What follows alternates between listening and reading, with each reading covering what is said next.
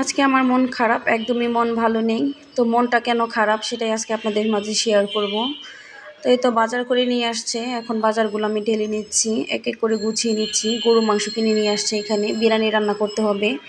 হুট করে ফোন দিয়ে বলতেছে যেন বাসায় মেহমান আসবে রান্নাবান্না করতে। তো আমি একা যেহেতু বাসায়, তো কীভাবে রান্নাবান্না করবো, এখন 4টা বেজে গেছে, এদিক দিয়ে রান্না করতে হবে বিরিয়ানি, তার মাঝে আবার ইফতার রেডি করতে হবে। তাই তো মাংসটা ঢেলে নিয়েছি। মাশাআল্লাহ, মাংসটা আমার অনেক পছন্দ হয়েছে, যেহেতু হাড় চর্বি ছাড়া মাংস আমার অনেক পছন্দ। এই তো মাংস ঢেলে নিলাম, টমেটো, কাঁচামরিচ, তারপরে এখানে হচ্ছে লাউ, তেল, চিনি গুঁড়া চাল নিয়ে আসছে। আর এই তো রান্না করব আমি, তার জন্য ঝটপট এখন রান্নার আয়োজন শুরু করে দিলাম। মাংসটা প্রথমে ম্যারিনেট করে রেখে দিচ্ছি। এই তো মাংসটা আমার ম্যারিনেট করা হয়ে গিয়েছে, এখন আমি একটা সাইডে রেখে দেব। 10 মিনিটের মতো রেখে দেবো, যেহেতু আমার হাতে সময় নেই। আর এদিক দিয়ে পেঁয়াজ কেটে নেব। এই তো তেল গরম করে দিয়ে দিলাম পেঁয়াজগুলো। পেঁয়াজের বেরেস্তা করতে হবে, পেঁয়াজের বেরেস্তা করে নিলাম, কিছুটা উঠিয়ে রেখেছি, আর দিলাম কিছুটা এখানে, আর কাঁচা পেঁয়াজও দিব। এই তো হালকা টমেটো দিয়েছি, যেহেতু বিরিয়ানি রান্না করব আমি। এই তো মাংসটা ভালো করে কষিয়ে নিচ্ছি। মাংসটা যখন 50% সিদ্ধ হয়ে যাবে, তারপর আমি এখানে কিছুটা পানি অ্যাড করব।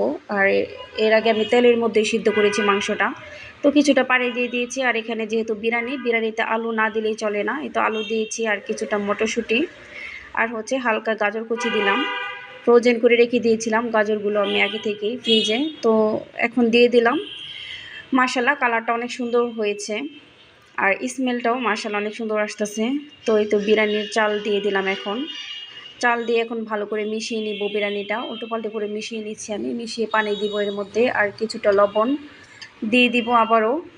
আগেও দিয়েছিলাম লবণ, কিন্তু পরে চাল দেওয়ার পরে আবার লবণটা না দিলে কেমন জানি হয়। তো এই তো অর্ধেক পানি টেনে গিয়েছে, এই পর্যায়ে দিয়ে দিব আমি পেঁয়াজ কুচি। দিয়ে দিলাম পেঁয়াজ কুচিটা দিয়ে আবারও নেড়ে চেড়ে সুন্দর করে এখন ঢেকে দমে রেখে দিব আমি এটা 10 মিনিটের জন্য। প্রায় হয়ে গিয়েছে আমার বিরিয়ানিটা, তো 10 মিনিটের জন্য দমে রেখে দিব। দমে রেখে দিলে চালগুলো সুন্দর একদম ঝরঝরে হবে, আর সুন্দর মতো সিদ্ধ হয়ে যাবে। এই তো দিয়ে দিলাম, ঢেকে রেখে দিব এখন। আর এই তো ইফতারি করা হয়ে গেছে, ইফতারি টাইম হয়ে গিয়েছে এদিক দিয়ে।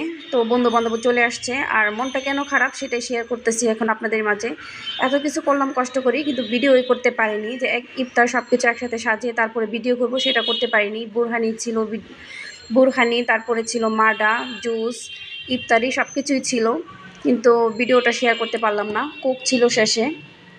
বিরিয়ানি রান্না করেছি, আলুর চপ, বেগুনি, সব কিছু ইফতার মাখাতে যা যা লাগে, মুড়ি, সব কিছু বাইরে থেকে আনা হয়েছিল, কিন্তু আমি ভিডিওটা পুরো একসাথে ধারণ করতে পারলাম না।